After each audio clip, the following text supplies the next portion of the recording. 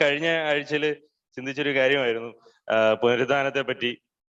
അതിന്റെ കണ്ടിന്യൂഷൻ ആയിട്ട് കുറച്ച് കാര്യങ്ങളോട് ഒന്ന് സംസാരിക്കാൻ ആഗ്രഹിക്കുന്നു. നമുക്കറിയാം, കഴിഞ്ഞ ആഴ്ചയിൽ പറഞ്ഞതുപോലെ തന്നെ പുനരുദ്ധാനം എന്നൊരു സബ്ജക്ട് അല്ലെ, പുനരുദ്ധാനത്തിന്റെ വെളിച്ചത്തിലാണ് സകല വിശ്വാസികളും ജീവിക്കുന്നത്. ആത്മാവിന്റെ വെളിച്ചം പുനരുദ്ധാനത്തിലൂടെയാണ് ക്രിസ്തുവിന്റെ ആത്മാവ് മരിച്ചവനിൽ നിന്ന് ഉയർപ്പിച്ച, ക്രിസ്തുവിനെ മരിച്ചവരിൽ നിന്ന് ഉയർപ്പിച്ച അതേ ആത്മാവിനെയാണ് നമുക്ക് തന്നിരിക്കുന്നത്. ആ ആത്മാവാണ് നമ്മളെ വെളിച്ചത്തിൽ ഓരോ ദിവസവും നടത്തുന്നത്. പുനരുദ്ധാനത്തിലൂടെയാണ് നമ്മൾ ആ പുതിയ ജീവിതത്തിലേക്ക് കടക്കാൻ ഇടയാകുന്നത്. പുനരുദ്ധാനം എന്ന് പറഞ്ഞാൽ നമ്മുടെ പുനരുദ്ധാനം ഇപ്പോൾ നടന്നിട്ടില്ല.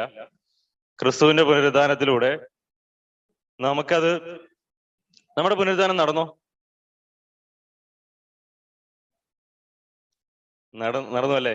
നിത്യതയിൽ നമ്മുടെ പുനരുദ്ധാനം കഴിഞ്ഞിരിക്കുന്നു. ക്രിസ്തുവിൽ നമ്മളെ എല്ലാവരും ദൈവം തേജസ്കരിച്ചിരിക്കുന്നു എന്നാണ് റോമാലേഖനം പറയുന്നത്.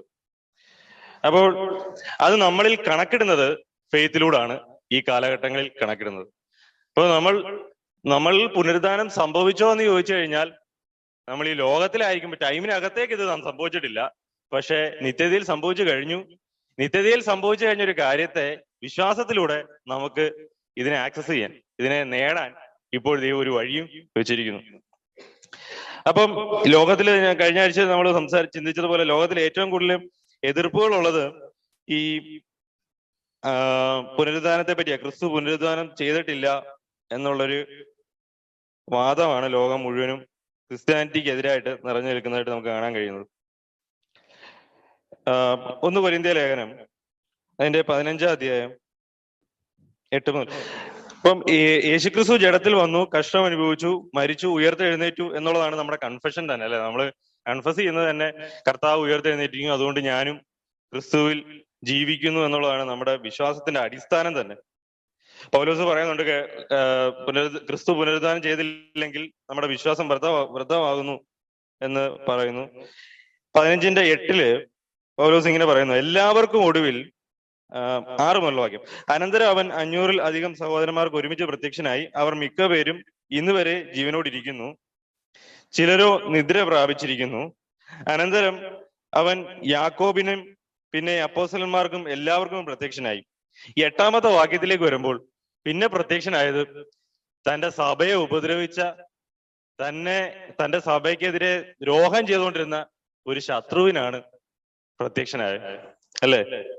അപ്പം കർത്താവ് പുനരുദ്ധാനം ചെയ്തു എന്നുള്ളത് ആരാണ് ആരുടെ സാക്ഷ്യമാണ് ഇവിടെ പറഞ്ഞിരിക്കുന്നത്? ഒരു ശത്രുവിന്റെ സാക്ഷ്യമാണ്. കർത്താവിന്റെ സഭയ്ക്കെതിരെ ഉപദ്രവിച്ചുകൊണ്ടിരുന്നവന്റെ ഒരു സാക്ഷ്യമാണ് ഇവിടെ നമുക്ക് കാണാൻ കഴിയുന്നത്. എല്ലാവർക്കും ഒടുവിൽ അകാല പ്രജ പോലെയുള്ള എനിക്കും പ്രത്യക്ഷനായി. ഞാൻ അപ്പോസ്തലന്മാരിൽ ഏറ്റവും ചെറിയവനല്ലോ, ദൈവസഭയെ ഉപദ്രവിച്ചതിനാൽ അപ്പോസ്തലൻ എന്ന പേരിന് യോഗ്യനുമല്ല. ഇവിടെ പൗലോസ് തന്നെ പറ്റി പറയുന്നത്, തനിക്ക് ഒരു യോഗ്യതയില്ല അപ്പോസ്തലനാകാനുള്ള, ഒരു യോഗ്യതയില്ല. ദൈവസഭയെ ഉപദ്രവിച്ച് വെച്ച് ഞാൻ ശത്രുവായിരുന്നു, ദൈവത്തിന്റെ സഭയുടെ ശത്രുവായിരുന്നു. അതിനെ നശിപ്പിക്കാൻ ഗവൺമെന്റിന്റെ കയ്യിൽ നിന്ന് ഉത്തരവും വാങ്ങിച്ച് സഭയ്ക്കെതിരെ പ്രവർത്തിച്ചുകൊണ്ട് നടന്നൊരു മനുഷ്യനായിരുന്നു ഈ പൗലോസ്. അപ്പോൾ പൗലോസ് തന്നെയാണ് പറയുന്നത്, യേശു ക്രിസ്തു ഉയർത്തെഴുന്നേറ്റിരിക്കുന്നത് ഞാൻ കണ്ടു, എനിക്ക് അവൻ പ്രത്യക്ഷനായി എന്നുള്ളത്. അപ്പൊ ഒരു ശത്രുവാണ് പറയുന്നത് ക്രിസ്തു ഉയർത്തെഴുന്നേറ്റിരിക്കുന്നു എന്നുള്ളത്. യേശു ക്രിസ്തു ലോകത്തിൽ ഉയർത്തെഴുന്നേറ്റിട്ടില്ല എന്ന് പറയാൻ ഈ ലോകത്തിൽ ഏറ്റവും കൂടുതൽ ആഗ്രഹിക്കുന്ന ആരാന്നറിയോ? യഹൂദന്മാരാണ്. അവരാണ് ആഗ്രഹിക്കുന്നത്. കാരണം ക്രിസ്തു അല്ല, അവൻ മെശിഹ അല്ല എന്നും യേശു മെശിഹ അല്ല എന്നും ക്രിസ്തു അല്ല എന്നും തെളിയിക്കാൻ ഏറ്റവും കൂടുതൽ ആഗ്രഹിക്കുന്ന അവരാണ്. മുസ്ലിങ്ങളൊന്നുമല്ല. അവരിതുമായിട്ടൊരു ബന്ധവും ഇല്ല. അവരുടെ വിശ്വാസത്തെ ഇതൊന്നും ബാധിക്കുന്നില്ല. ഏറ്റവും കൂടുതൽ ബാധിക്കുന്നത് ആരെയാണ്? എവരെയാണ്. അപ്പോ അവരിൽ ഒരാൾ തന്നെയാണ് പറയുന്നത്, യേശു ക്രിസ്തു എനിക്ക് പ്രത്യക്ഷനായി, അവൻ ഉയർത്തെഴുന്നേറ്റിരിക്കുന്നു. അത് തന്നെയാണ് ഒരു വലിയ തെളിവ്. അതുപോലെ തന്നെ കർത്താവ് മരിച്ചു എന്നുള്ളതിന് നമ്മൾ അറിയാം. കർത്താവ് ഉയർത്തെഴുന്നേറ്റു എന്നുള്ളൊരു സബ്ജക്ട് വരുന്നതിന് മുമ്പ് മരിച്ചു എന്നുള്ളത് തെളിയിക്കപ്പെടണം, അല്ലേ? അത് കഴിഞ്ഞ പ്രാവശ്യം നമ്മൾ സംസാരിച്ചായിരുന്നു. കർത്താവിന്റെ മരണം ഉറപ്പാക്കുന്ന ഒരുപാട് തെളിവുകൾ നമ്മൾ സംസാരിച്ചായിരുന്നു. അതിനകത്ത് ഒരു പ്രധാനപ്പെട്ട ഒരു കാര്യം, ഈ റോമൻ ക്രൂസിഫിക്കേഷൻ, അവരുടെ ആ ഒരു പ്രൊസീജിയർ, അതിനകത്തുനിന്ന് ഒരു മനുഷ്യനും രക്ഷപ്പെട്ടിട്ടില്ല ചരിത്രത്തിൽ. ഒരു മനുഷ്യനും ആ ക്രൂസിഫിക്കേഷൻ കഴിഞ്ഞ് സർവൈവ് ചെയ്ത് ജീവിച്ചതായിട്ട് എവിടെയും ചരിത്രത്തിലില്ല. അതിന്റെ ഏറ്റവും വേദനീയമായ, ഏറ്റവും മൃഗീയമായി അവർ ഉപദ്രവിക്കപ്പെട്ട ഒരു വ്യക്തിയാണ് കർത്താവ്. അപ്പോൾ കർത്താവ് സർവൈവ് ചെയ്യാൻ ഒരു ചാൻസും ഇല്ല. മരിച്ചു എന്നുള്ളതിന്, ജഡത്തിൽ കഷ്ടം അനുഭവിച്ചു മരിച്ചു എന്നുള്ളതിന് 100% തെളിവുണ്ട്. അല്ലെങ്കിൽ അത് തന്നെയാണ് ഒരു തെളിവ്. അതുപോലെ തന്നെ 15:20 പറയുന്നു, അതുപോലെ കർത്താവ് ഉയർത്തെഴുന്നേറ്റിരിക്കുന്നു. യേശുക്രിസ്തു ജഡത്തിൽ മരിച്ചു, എന്നാൽ ക്രിസ്തു നിദ്ര കൊണ്ടവരിൽ ആദ്യ ബലമായി മരിച്ചവരുടെ ഇടയിൽ നിന്ന് ഉയർത്തിരിക്കുന്നു. ആദ്യ ബലമായി. ലോകം മുഴുവൻ മരണം പരന്നിരുന്നു എന്നാണ് നമ്മൾ കഴിഞ്ഞ ആഴ്ച ചിന്തിച്ചു മനസ്സിലായത്, അല്ലെ? വചനത്തിൽ നിന്ന് എങ്ങനെയാണ് അവസാന ശത്രുവായ മരണത്തെ തോൽപ്പിച്ചു എന്നാണല്ലേ കണ്ടത്.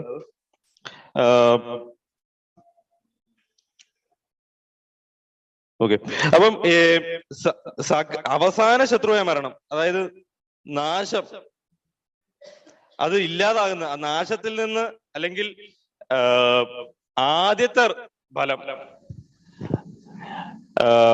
ആദ്യമായി മനുഷ്യരിൽ നിന്ന്, മരിച്ചവരിൽ നിന്ന് കർത്താവ് ലോകത്തിലേക്ക് ഇറങ്ങി വന്നു. മനുഷ്യന്റെ അതേ ശരീരം, മരിക്കപ്പെടുന്ന ഒരു ശരീരത്തിൽ നിന്ന് ലോകത്തിലേക്ക് ഇറങ്ങി വന്ന് പുനരുദ്ധാനം സംഭവിച്ചു. ആദ്യ ഫലം, അതായത് നിത്യമായി ജീവിക്കുന്നതുമായ നശിക്കാത്ത ആദ്യത്തെ മനുഷ്യരിൽ നിന്നുള്ള ഫലമായി ക്രിസ്തു മാറിയെന്നാണ് 15:20 പറയുന്നത്. എന്നാൽ ക്രിസ്തു നിദ്ര കൊണ്ടവരിൽ ആദ്യ ഫലമായി മരിച്ചവരുടെ ഇടയിൽ നിന്ന് ഉയർത്തിരിക്കുന്നു. അപ്പോഴ് ക്രിസ്തു മരിച്ചു എന്നുള്ളതിനും ഉയർത്തെഴുന്നേറ്റു എന്നുള്ളതിന്റെയും ഒരുപാട് തെളിവുകൾ നമ്മൾ കണ്ടു. അപ്പൊ എന്തുകൊണ്ടാണ് പുനരുദ്ധാനം ആവശ്യമെന്ന് കഴിഞ്ഞ ദിവസം നമ്മൾ ചിന്തിച്ചായിരുന്നു. എന്തുകൊണ്ടാണ് പുനരുദ്ധാനം ആവശ്യമായിരിക്കുന്നത്?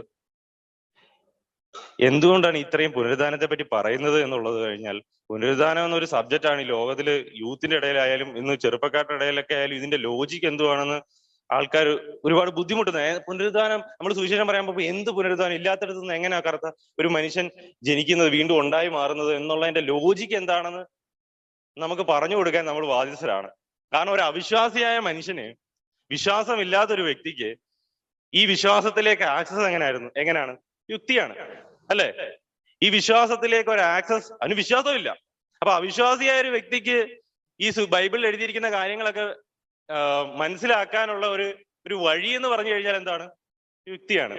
അപ്പൊ യുക്തിപരമായി പൂർണ്ണമായും വിശ്വാസത്തെ പറ്റി പറയാൻ കഴിയത്തില്ല. എങ്കിലും നമുക്ക് ഇതിനകത്ത് യുക്തി എങ്ങനെയാണ് ആ ഫെയ്ത്ത് ഒരു ലോജിക്കൽ ഫെയ്ത്ത് ആയി മാറുന്നത്?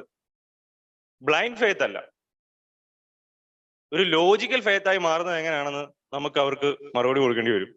അതുകൊണ്ടാണ് ഇതിനെപ്പറ്റി സംസാരിക്കുന്നത്.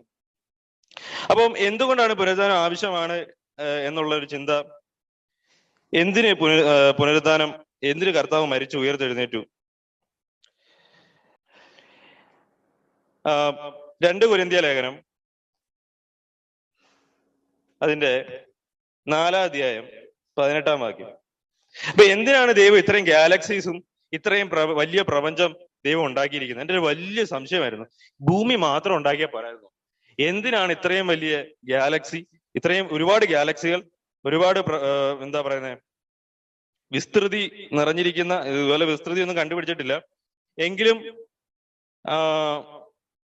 ഭയങ്കര എക്സ്പാൻഡ് ചെയ്തുകൊണ്ടിരിക്കുന്ന ഈ പ്രപഞ്ചം, അല്ലെ? സ്റ്റീവൻ ഹോക്കിങ് അതാണല്ലേ പറഞ്ഞത്, പ്രപഞ്ചം എക്സ്പാൻഡ് ചെയ്തുകൊണ്ടിരിക്കുന്നതെന്നാ പറയുന്നത്. അപ്പൊ എന്തിനാണ് ഇത്രയും വലിയ പ്രപഞ്ചം ദൈവം സൃഷ്ടിച്ചത് എന്നുള്ളത് എൻ്റെ ഒരു വലിയ സംശയമായിരുന്നു. എന്തുകൊണ്ട് ഇത്രയും വലിയത്? കാരണം ഭൂമി മാത്രം സൃഷ്ടിച്ചാൽ പോരായോ? ഇതിന് വളരെ സിമ്പിൾ ആയിട്ടുള്ള ആൻസർ ബൈബിളിൽ തന്നെ ഉണ്ട്. 2 കൊരിന്ത്യർ ലേഖനം 4:18, കാണുന്നതിനെ അല്ല കാണാത്തതിനെ അത്രയും ഞങ്ങൾ നോക്കിക്കൊണ്ടിരിക്കുന്നത്. കാണുന്നത് താൽക്കാലികം, കാണാത്തതോ നിത്യം. കാണുന്നത് താൽക്കാലികം, കാണാത്തതോ നിത്യം. ഇപ്പൊ ഈ കാണുന്നതെല്ലാം, അതായത് 1 കൊരിന്ത്യർ 15:42 വാക്യത്തിൽ പറയുന്നു, 44 വാക്യം, പ്രാകൃത ശരീരം വിതയ്ക്കപ്പെടുന്നു, ആത്മീക ശരീരം ഉയർക്കുന്നു. പ്രാകൃത ശരീരം ഉണ്ടെങ്കിൽ ആത്മീക ശരീരം ഉണ്ട്. ഒന്നാം മനുഷ്യനായ ആദാം ജീവനുള്ള ദേഹിയായി തീർന്നു എന്ന് എഴുതിയിരിക്കുന്നുവല്ലോ. ഒടുക്കത്തെ ആദാം ജീവിപ്പിക്കുന്ന ആത്മാവായി. എന്നാൽ ആത്മീകമല്ല, പ്രാകൃതം അത്ര ഒന്നാമത്തേത്. ആത്മീകം പിന്നത്തേതിൽ വരുന്നു. ഒന്നാം മനുഷ്യൻ ഭൂമിയിൽ മണ്ണുകൊണ്ടുള്ളവൻ, രണ്ടാം മനുഷ്യൻ സ്വർഗത്തിൽ നിന്നുള്ളവൻ. മണ്ണുകൊണ്ടുള്ളവനെ പോലെ മണ്ണുകൊണ്ടുള്ളവരും സ്വർഗീയനെ പോലെ സ്വർഗീയവരുമാകുന്നു. നാം മണ്ണുകൊണ്ട് ഉള്ളവന്റെ പ്രതിമ ധരിച്ചതുപോലെ സ്വർഗീയന്റെ പ്രതിമയും ധരിക്കും. അപ്പോൾ പ്രാകൃതമായ ഒന്ന് എപ്പോഴും ലോകത്തിൽ ഇരിക്കുന്നത്, അതായത് ഈ കാണുന്നതെല്ലാം പ്രാകൃതമായതാ. നമ്മൾ ഈ കാണുന്നതെല്ലാം പ്രാകൃതമായതാ. നമ്മൾ കാണുന്നത് ഒരു മനുഷ്യനെ കാണാൻ പറ്റത്തില്ല, പക്ഷെ ഒരു ആത്മജീവിയെ, ദൂതന്മാരെ നമുക്ക് കാണാൻ കഴിയുന്നുണ്ടോ? ഇല്ല. പ്രപഞ്ചം നമുക്ക് കാണാൻ കഴിയുന്നുണ്ട്, സയന്റിസ്റ്റുകൾ അത് കണ്ടുപിടിക്കുന്നുണ്ട്, അതൊക്കെ കാണാൻ കഴിയുന്നതാണ്. അപ്പൊ എന്തൊക്കെ ഈ കാണുന്നുണ്ടോ അതെല്ലാം വരാനിരിക്കുന്നതിന്റെ ഒരു നിഴലാണ്. എന്തൊക്കെ കാണാൻ കഴിയുന്നുണ്ടോ, കാണുന്നതെല്ലാം വരാനിരിക്കുന്നതിന്റെ ഒരു കാരണവും. അപ്പൊ ഈ പ്രപഞ്ചം സൃഷ്ടിച്ചതിന്റെ കോസാലിറ്റി അരിസ്റ്റോട്ടിൽ പറഞ്ഞു. ഈ പ്രപഞ്ചം സൃഷ്ടിച്ചതിന് അല്ല, പ്രപഞ്ചത്തിലുള്ള എല്ലാത്തിനും, അരിസ്റ്റോട്ടിലിനെ അറിയോ, ഒരു ഫിലോസഫർ ആയിരുന്നു. അപ്പൊ അദ്ദേഹം പറഞ്ഞു ഈ പ്രപഞ്ചത്തിലുള്ള എല്ലാത്തിനും സൃഷ്ടിക്കപ്പെട്ടതിന് ഒരു കാരണമുണ്ട് എന്ന്. Causality, theory of causality. എല്ലാത്തിനും ഒരു കാരണമുണ്ട് എന്നാണ് പറയുന്നത്. അപ്പോൾ പ്രപഞ്ചം മുഴുവനും സൃഷ്ടിക്കപ്പെട്ടതിന്റെ കാരണം ഭൂമിയിലെ ചില ഒബ്ജക്റ്റുകൾ അല്ലെങ്കിൽ ചില വസ്തുക്കൾ മാത്രം എന്തുകൊണ്ട് കാരണമായി. ഇപ്പൊ ഈ കുപ്പി തറയിലിട്ടു എന്നുള്ളതിന്റെ കാരണം, അല്ലെ തറ വീണ് പൊട്ടി എന്നുള്ളതിന്റെ ഒരു കാരണം പറയുകയാണെങ്കിൽ എന്താണ്, ഇത് പൊട്ടണമെങ്കിൽ ഇത് ഇത് കുപ്പി ആയിരിക്കണം, അല്ലെ, പൊട്ടുന്ന ഒരു ഒബ്ജക്റ്റ് ആയിരിക്കണം. അപ്പൊ അതിനെല്ലാം ഒരു കോസാലിറ്റി ഉണ്ട്. മനുഷ്യൻ എന്തിനു ജീവിച്ചു, എന്തിനിങ്ങനെ 80 വർഷം ജീവിക്കുന്നു? മനുഷ്യ ജീവിതം എന്താണ്? സത്യം പറഞ്ഞാൽ മരണത്തിലേക്കുള്ളൊരു യാത്ര പോലല്ലേ ക്രിസ്തുവിൽ ഇല്ലാത്തൊരു ജീവിതം, ഒരു പർപ്പസും ഇല്ലാത്തൊരു ജീവിതം. ക്രിസ്തു എന്ന് പറയുന്ന ഒരു നിത്യതയിലേക്കുള്ള ഒരു വാതില് നമുക്ക് ഒരു മനുഷ്യന് തുറക്കപ്പെട്ടില്ലെങ്കിൽ, ഒരുപാട് സ്വർഗത്തിലേക്കുള്ള വാതിലുകൾ ലോകത്തുണ്ട്, അതൊന്നും യഥാർത്ഥമല്ല. അപ്പോൾ യഥാർത്ഥമായ സ്വർഗത്തിലേക്ക് ഒരു വാതിൽ തുറക്കപ്പെട്ടില്ലെങ്കിൽ മനുഷ്യ ജീവിതം എന്ന് പറഞ്ഞു കഴിഞ്ഞാൽ എന്താണ്? വെറും വ്രതാവാണ്, വേസ്റ്റാണ്. ഒരു കാരണവുമില്ലാതെ കുറെ മനുഷ്യർ ഈ പ്രപഞ്ചം, അതല്ലേ പറയുന്നത്, എവല്യൂഷൻ തിയറി അതല്ലേ പറയുന്നത്, ഒരു കാരണമില്ലാതെ പ്രപഞ്ചത്തിൽ സകലവും ഉണ്ടായി വന്നു. അതിങ്ങനെ പരിണാമം സംഭവിച്ചു പൊയ്ക്കൊണ്ടിരിക്കുന്നു, ഒരു കാരണവുമില്ലാതോ. അപ്പൊ അത് നമുക്ക് പറ്റത്തില്ല. ഒരു കാരണവുമില്ലാതെ പ്രപഞ്ചം ഉണ്ടായി എന്ന് പറയുമ്പോൾ അവിടെ ഈ അരിസ്റ്റോട്ടലിന്റെ കോസാലിറ്റി എന്ന് പറയുന്ന തിയറി വരുമ്പോൾ അതൊരു ചോദ്യചിഹ്നമാണ്. എന്താണ് കാരണം? അപ്പോൾ അതാണ് കാരണം. എന്താണ്? വരാനിരിക്കുന്നതിന്റെ നിഴലായി ദൈവം സകലതിനെ സൃഷ്ടിച്ചു. മണ്ണുകൊണ്ടുള്ളതിനെ സൃഷ്ടിച്ച എന്തിനാ? ആത്മീകമായ ഒന്ന് വരുന്നുണ്ട്. പ്രാകൃതമായിരുന്നു ആദാം, അല്ലെ? ആദാം പ്രാകൃതമായിരുന്നു. ആത്മീയമായ ക്രിസ്തുവിന്റെ നിഴലായും വരാനിരിക്കുന്ന ക്രിസ്തുവിൽ ഉള്ള അനേക മക്കളുടെ നിഴലായും അതിരിക്കുന്നു. പഴയ നിയമം നോക്കിയാൽ വരാനിരിക്കുന്ന പുതിയ നിയമത്തിന്റെ നിഴൽ, എല്ലാം കാണുന്നതെല്ലാം നിഴലുകളായിരുന്നു. പുതിയ നിയമത്തിലെ ആരാധന കാണുന്നതാണോ? കാണുന്നതല്ല നമ്മുടെ ആരാധന. നമ്മൾ ശ്രദ്ധിച്ച്, നമ്മൾ ആരാധിക്കുന്ന എന്തിന്റെയാണ്? വെളിപ്പാട് പുസ്തകത്തില് കാണുന്ന ആരാധനയുടെ നിഴലായുള്ള ആരാധനയാണ് നമ്മൾ ആരാധിക്കുന്നത്. നമ്മൾ ഇത് റിയലായിട്ട് പോയി ആരാധിക്കുന്നത് കർത്താവിന്റെ അടുത്താ. എല്ലാത്തിനും ഒരു കോസ് ഉണ്ട്. പ്രപഞ്ചം സൃഷ്ടിച്ചതിന് ഒരു ഇത്രയും വലിയ പ്രപഞ്ചം സൃഷ്ടിക്കപ്പെട്ടതിന് ഒരു കാരണമുണ്ട്. അത് ആത്മീകമായത് വരാനിരിക്കുന്നതിന്റെ നിഴലായിട്ടാണ് ഈ പ്രപഞ്ചം മുഴുവനും ആയിരിക്കുന്നത്. ഇപ്പൊ ഈ ലോകത്തിലെ ജീവിതം ഒരു ശാശ്വതമായ ഒരു പർപ്പസ് തരുന്നില്ല. ലോകത്തിൽ മനുഷ്യർ എന്തിനാ ജീവിക്കുന്നത്? എല്ലാവരും രാവിലെ എഴുന്നേൽക്കുന്നു, കഷ്ടപ്പെടുന്നു, ആഹാരം കഴിക്കുന്നു. ഞാൻ പണ്ട് കുറെ ചിന്തിക്കുന്ന ഒരു മനുഷ്യനായിരുന്നു. അപ്പൊ ഞാനിങ്ങനെ ചിന്തിക്കുമായിരുന്നു, എന്തിനാണ് എല്ലാ മനുഷ്യരും ഇങ്ങനെ ജീവിക്കുന്നത്? എന്തിനാണ് എല്ലാവരും ഇങ്ങനെ ജീവിക്കുന്നത്? അന്ന് എനിക്ക് കിട്ടിയ ഒരു ആൻസർ എന്ന് പറഞ്ഞു കഴിഞ്ഞാൽ, മനുഷ്യൻ ചുമ്മാ സർവൈവ് ചെയ്യാണ്, അല്ലാതെ വേറെ ഒന്നുമല്ല. ജീവിതം എന്ന് പറഞ്ഞു കഴിഞ്ഞാൽ എന്താ പറയുന്നത്? സർവൈവിങ് ആണ്, അല്ലെ? നിലനിൽപ്പിന് വേണ്ടിയാണ് നമ്മളെല്ലാം ഓരോ ദിവസവും ജീവിക്കുന്നത്. അല്ലാതെ എന്തിനു വേണ്ടിയാണ് ജീവിക്കുന്നത് ഓരോ മനുഷ്യര്? എല്ലാരേക്കാളും ഞാൻ സെക്യൂർഡ് ആകേണ്ടതിന് വേണ്ടി, നിലനിൽപ്പ്.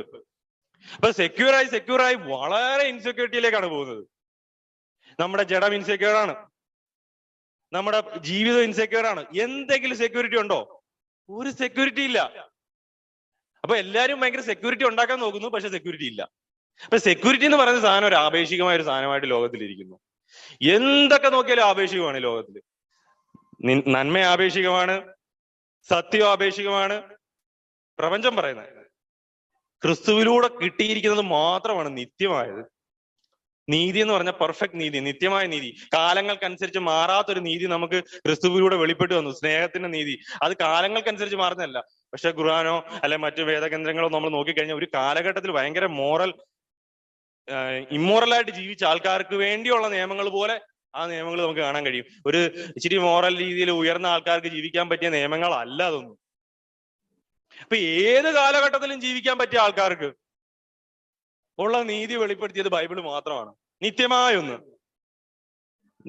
അതായത് ലോജിക്കലി നോക്കിയാലും യുക്തിപരമായി നോക്കിയാലും നിത്യമായി നിലനിൽക്കുന്ന ഒരു കാര്യം, ആവശ്യമുള്ളൊരു കാര്യം.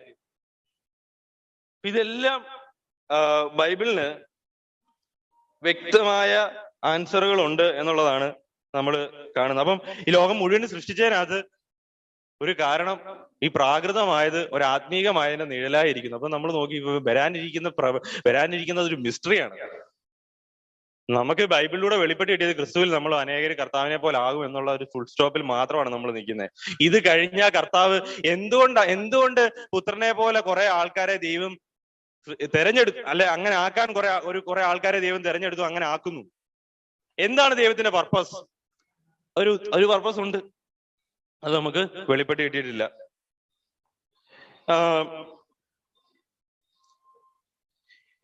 ഓക്കെ, അപ്പൊ ഈ പ്രപഞ്ചത്തെ നമ്മൾ നോക്കുമ്പോൾ ഒരു വീണ്ടെടുപ്പ് ആവശ്യമാണ് എന്ന് നമുക്ക് മനസ്സിലാക്കാൻ കഴിയും, അല്ലെ? ഒരു വീണ്ടെടുപ്പ്, പുനരുദ്ധാനം ആവശ്യമാണെന്ന് ഈ ഭൂമിയിലേക്ക് നമ്മളെ തന്നെ നോക്കുമ്പോഴും നമുക്ക് മനസ്സിലാവുമെന്ന് കഴിഞ്ഞ ആഴ്ചയിൽ നമ്മൾ ചിന്തിച്ചതായിരുന്നു.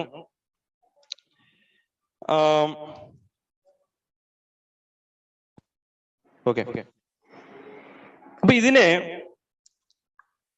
എങ്ങനെയാണ് ദൈവം വീണ്ടെടുക്കുന്നത് എന്നുള്ളത്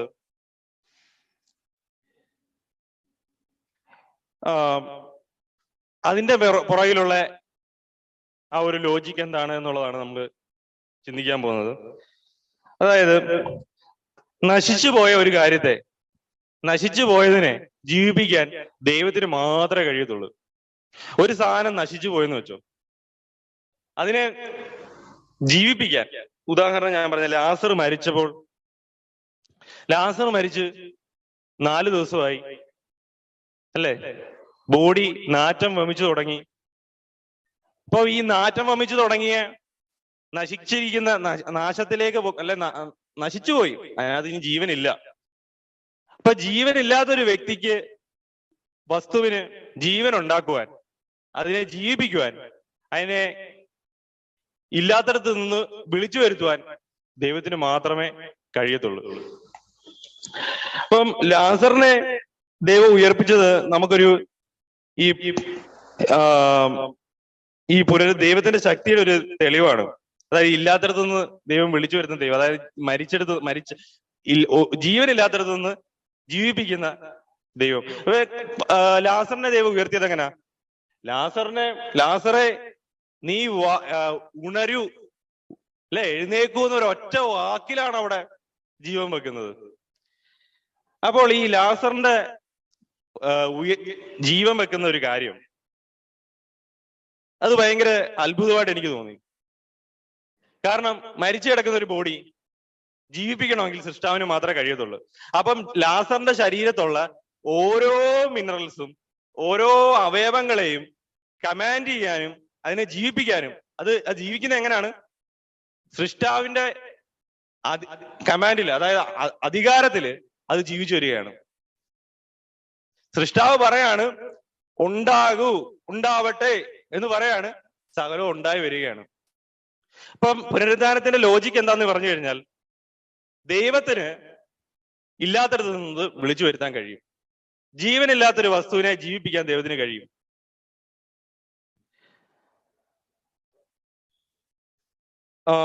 അതുപോലെ വേറൊരു കാര്യമാണ്, ഞാൻ പണ്ട് ചിന്തിച്ചൊരു കാര്യമായിരുന്നു.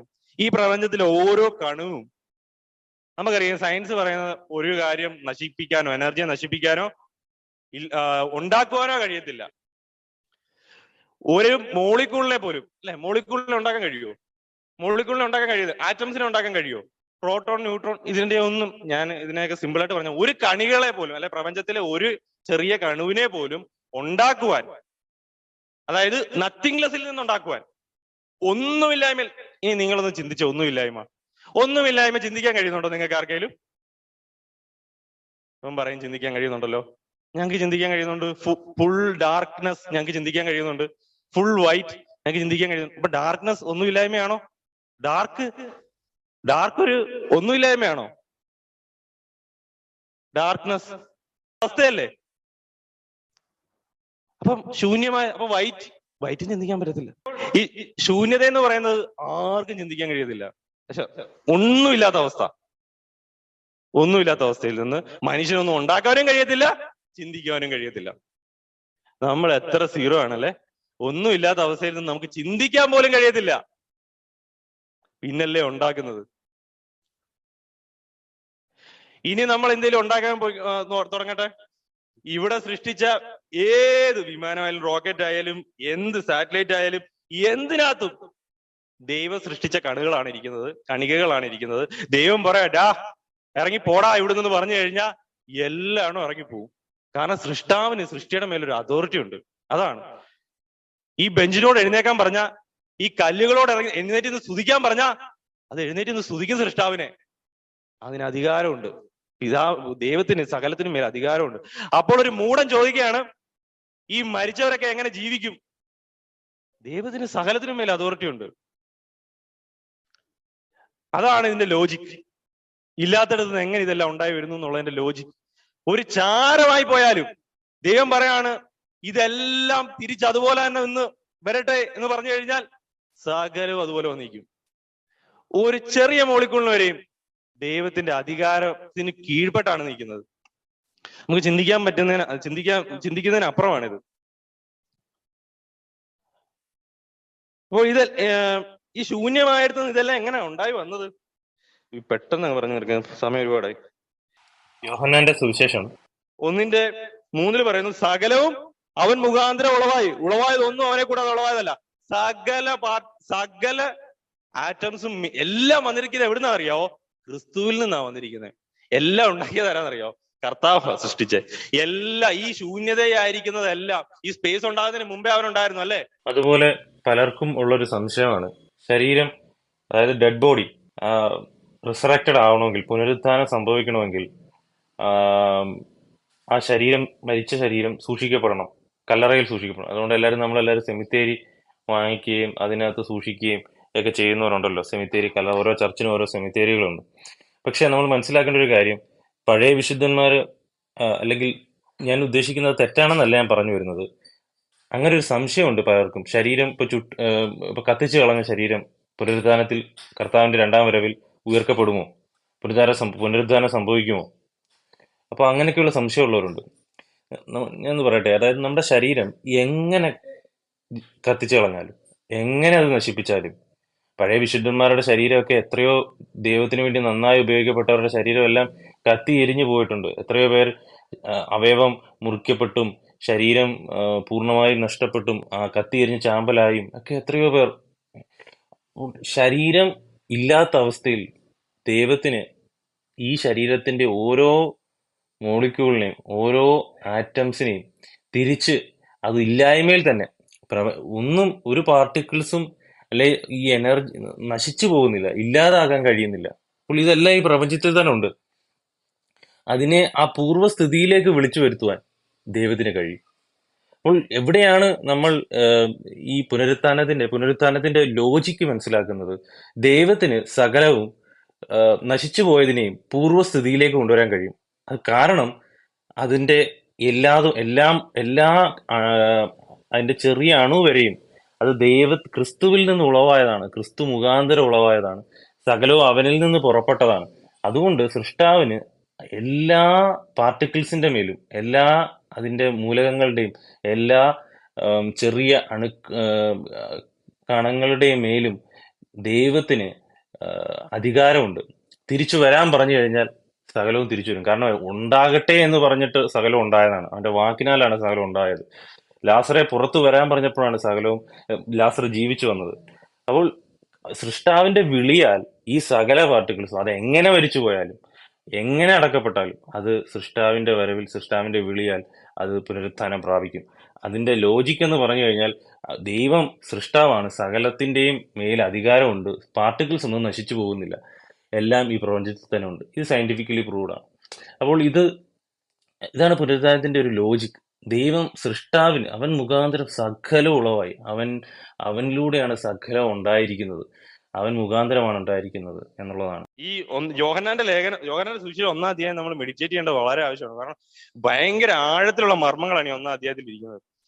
ആദിയിൽ സകല ഈ ശൂന്യത ഉണ്ടാകുന്നതിന് മുമ്പ് ദൈവം ഉണ്ടായിരുന്നു. ശൂന്യത ഇല്ലാത്ത അവസ്ഥയിൽ ആരാ ഉള്ളരുന്നത്? ദൈവമായിരുന്നുണ്ട്, ദൈവം മാത്രം. ചിന്തിക്കാൻ കഴിയത്തില്ല നമുക്ക്. അവിടെ നിന്നാണ് എല്ലാ സൃഷ്ടികളും വരുന്നത്. അവനിൽ നിന്നാണ് സകല നീതിയുടെ ഉറവിടവും ജീവന്റെ ഉറവിടവും മനുഷ്യന്റെ മോറൽ തിങ്സിന്റെ എല്ലാ ഉറവിടവും ദൈവത്തിൽ നിന്ന് വന്നതാണ്. ഇന്ന് നമ്മൾ കാണുന്ന സ്നേഹം എല്ലാം ദൈവത്തിൽ നിന്ന് വന്നതിന്റെ ചെറിയ ചെറിയ കണികളാണ്, അംശങ്ങളാണ്. നമ്മൾ ഇന്ന് ലോകത്തിൽ സ്നേഹം കാണിക്കുന്നുണ്ടെങ്കിലും അതിന്റെയൊക്കെ റിഫ്ലക്ഷനാണ്. എല്ലാ ഉയരത്തിൽ നിന്ന് വന്നതാണ്, താഴേന്ന് ഒന്നും പൊട്ടിമുളച്ച് വന്നിട്ടില്ല. ദൈവം ഉണ്ടാകട്ടെ എന്ന് പറഞ്ഞപ്പോഴാണ് ചില കാര്യങ്ങളൊക്കെ പൊട്ടിമുളച്ച് വന്നത്. കൊലോസ്യ ലേഖനം 1-ാം അധ്യായം 16 തുടങ്ങി. സ്വർഗത്തിലുള്ളതും ഭൂമിയിലുള്ളതും ദൃശ്യമായതും അദൃശ്യമായതും സിംഹാസനങ്ങളാകട്ടെ, കർത്തൃത്വങ്ങളാകട്ടെ, വാഴ്ചകളാകട്ടെ, അധികാരങ്ങളാകട്ടെ, സകലവും അവൻ മുഖാന്തരം സൃഷ്ടിക്കപ്പെട്ടു. അവൻ മുഖാന്തരം അവനായിട്ടും സകലവും സൃഷ്ടിക്കപ്പെട്ടു. അവൻ മുഖാന്തരം സകലവും സൃഷ്ടിക്കപ്പെട്ടു. ഈ പ്രപഞ്ചത്തിലെ എല്ലാ ഗാലക്സീസും ഈ ഗാലക്സി എന്നൊക്കെ ഞാൻ എടുത്തു പറയുന്നത് ഇത് വലിയ അത്ഭുതമായിട്ട് ലോകത്തിൽ ഇരിക്കുന്നത് കൊണ്ടാണ് ഇത് എടുത്തു പറയുന്നത്. എല്ലാം സൃഷ്ടിക്കപ്പെട്ടത് ക്രിസ്തു മുഖാന്തരം. അപ്പൊ കർത്താവിന് ഇതിന് മേൽ അധികാരം ഉണ്ടെന്ന് തെളിയിച്ചൊരു വലിയ ഉദാഹരണമാണ് ലോകത്ത് കർത്താവ് പലയിടങ്ങളിൽ കാണിച്ചിട്ടുണ്ട്. ഇല്ലാത്തടത്ത് നിന്ന് വീഞ്ഞിനെ ഉണ്ടാക്കി അവന്റെ മഹത്വത്തെ വെളിപ്പെടുത്തി, അതുപോലെ ലാസറിനെ ഉയർത്തെഴുന്നേൽപ്പിച്ചു. ഇതുപോലുള്ള പല എക്സാമ്പിൾസ് കർത്താവ് ചെയ്തിട്ടുണ്ട്. അപ്പോൾ 15:42 വാക്യം നമുക്ക് ഒന്നുകൂടെ വായിക്കാം. മരിച്ചവരുടെ പുനരുദ്ധാനവും അവണ്ണം തന്നെ. ദ്രവത്വത്തിൽ വിധിക്കപ്പെടുന്നു, അദ്രവത്വത്തിൽ ഉയർക്കുന്നു, അപമാനത്തിൽ വിതയ്ക്കപ്പെടുന്നു, തേജസ്സിൽ ഉയർക്കുന്നു. 49 വായിച്ചോ. ബലഹീനതയിൽ വിതയ്ക്കപ്പെടുന്നു, ശക്തിയിൽ ഉയർക്കുന്നു. പ്രാകൃത ശരീരം വിതയ്ക്കപ്പെടുന്നു, ആത്മീയ ശരീരം ഉയർക്കുന്നു. പ്രാകൃത ശരീരം ഉണ്ടെങ്കിൽ ആത്മീയ ശരീരവും ഉണ്ട്. മതി. അപ്പോൾ ഇതെല്ലാം എന്തിന്റെ ആയിരുന്നു? ആത്മീകമായതിന്റെ നിഴലുകളാണ് നമ്മൾ ഇതെല്ലാം കണ്ടതെന്ന് പറയും. ഇനി ഈ ലോകത്തിൽ നമ്മൾ ഇനി വാദിക്കണം, ഇത്രയും ലോജിക്കൊന്നും വാദിക്കാൻ പോകണ്ട. പക്ഷേ ഞാൻ വിശ്വസിക്കുന്നത് ലോകത്തിൽ ക്രിസ്തു ഉയർത്തെഴുന്നേറ്റെന്ന് തെളിയപ്പെടുന്നത് സഭയിലൂടെയാണ്. സഭയുടെ ഹോളിനെസ് കണ്ടിട്ടാണ്, സഭയുടെ വിശുദ്ധി കണ്ടിട്ടാണ്. കാരണം ക്രിസ്തുവിന്റെ ആത്മാവ് ഇപ്പൊ മരിച്ചവരിൽ നിന്ന് ഉയർപ്പിച്ചവന്റെ ആത്മാവ് ഇപ്പോൾ ആരുടെ ഉള്ളിലായിരിക്കുന്നേ? നമ്മുടെ ഉള്ളിലായിരിക്കുന്നേ. നമ്മളാണ് ഈ ലൗകികമല്ലാത്ത പ്രത്യാശയാലും ഒരു വെളിച്ചം ഈ സഭയിൽ കാണുമ്പോഴാണ് ലോകത്തിന് തെളിവാകുന്നത് പുനരുദ്ധാനം ഉണ്ട് എന്നും ക്രിസ്തു മരിച്ചു ഉയർത്തെഴുന്നേറ്റിരിക്കുന്നു എന്നും ഇപ്പോൾ അവൻ നമ്മളിൽ ജീവിക്കുന്നു. ഒരു മനുഷ്യന്റെ ക്യാരക്ടർ ഈ പ്രപഞ്ചത്തിൽ അനേകരെ ഇൻഫ്ലുവൻസ് ചെയ്യുന്നു.